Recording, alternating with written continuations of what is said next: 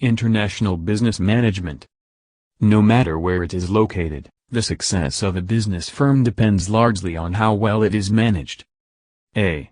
Going international. Several factors enter into the decision to conduct business internationally. 1. Gauging international demand. Products that are vital in one country may not be needed in another country, so careful assessment of demand is necessary. 2. Adapting to customer needs. A firm must decide whether it needs to adapt its product or service offering for sale in a foreign country. B. Levels of involvement in international business. Several different levels are possible. 1. Exporters and importers. An exporter is a firm that makes products in one country and then distributes and sells them in others. An importer buys products in foreign markets and then imports them for resale in its home country. Almost 40% of all goods made in Canada are exported. The benefits of exporting are discussed, as are the drawbacks, and the need for improvement in Canada's export record. 2. International firms. An international firm conducts a significant portion of its business abroad. 3. Multinational firms. These firms control assets, factories, mines, sales offices and affiliates in 2 or more countries. Their impact on world markets is described in terms of revenues generated, profits, assets, and as employers. C. International organizational structures. There are several ways of entering markets. Each method of entering the markets has different levels of involvement. And different levels of involvement in international business require different kinds of organizational structures. 1. Why have an independent agent? Exporting and importing may simply involve the use of intermediaries, independent agents which are based in the host country to work in concert with a Canadian exporting firm. The independent agent is a foreign individual or organization who agrees to represent an exporter's interests in foreign markets. The agent often sells products, collects payments, and ensures customer satisfaction. The agent also understands the language, culture, and market. Therefore, the agent provides value to the company. 2. Why create a licensing arrangement? Licensing arrangements is when an owner of a process or product allows another businesses to produce, distribute, or market the product or process for a fee or royalty. Franchising is a special form of a licensing arrangement. 3. Branch offices.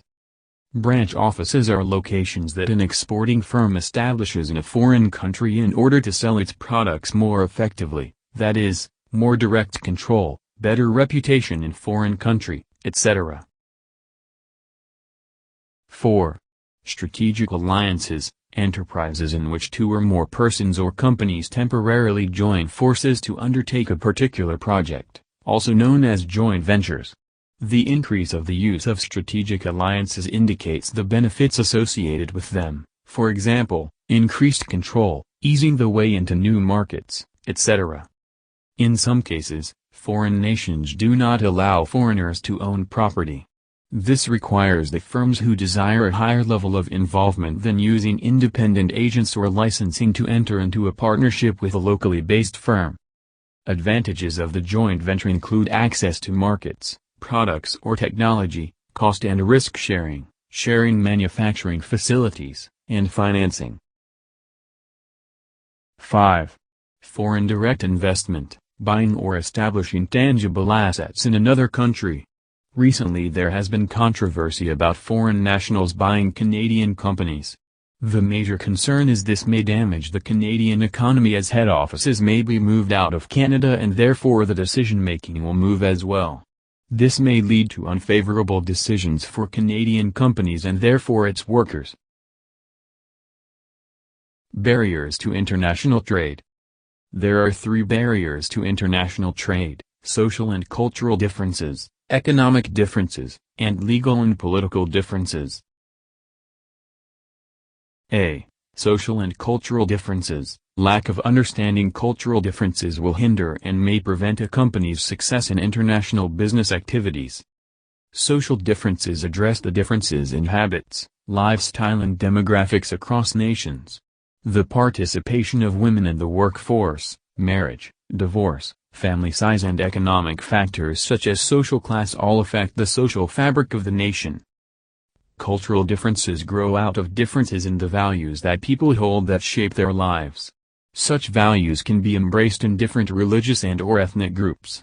Social class groups tend to be culturally distinct from one another, each with its own goals and expectations for success.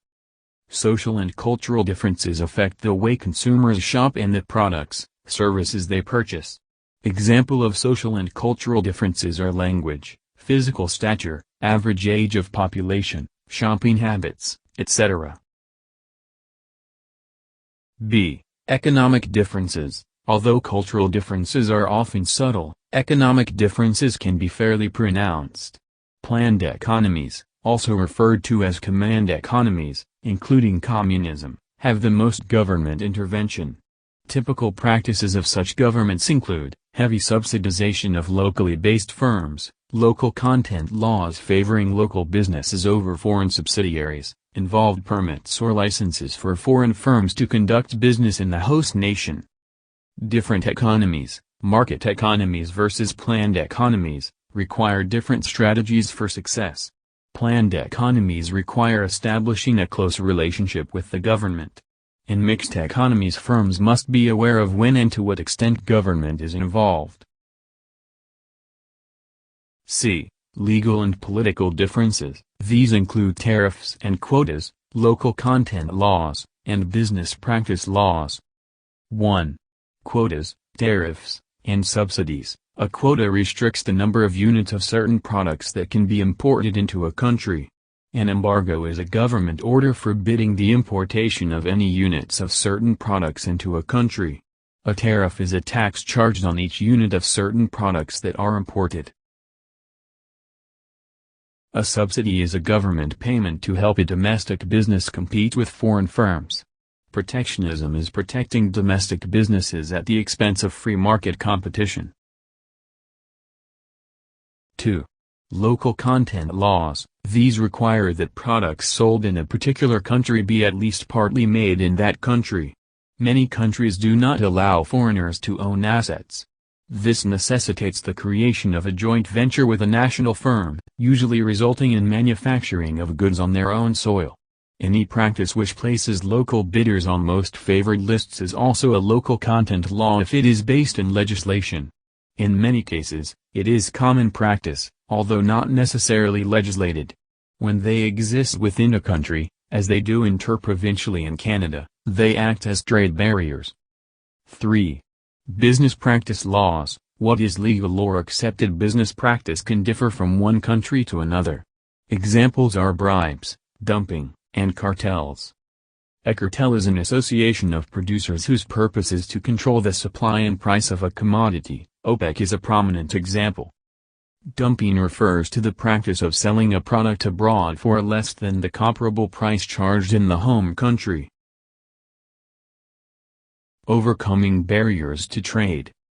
World trade is flourishing despite the barriers because both organizations and free trade treaties exist to promote trade. A. The General Agreement on Tariffs and Trade, GATT. Its goal is to reduce or eliminate trade barriers such as tariffs and quotas. Other major free trade agreements affecting Canada are discussed on separate slides. B.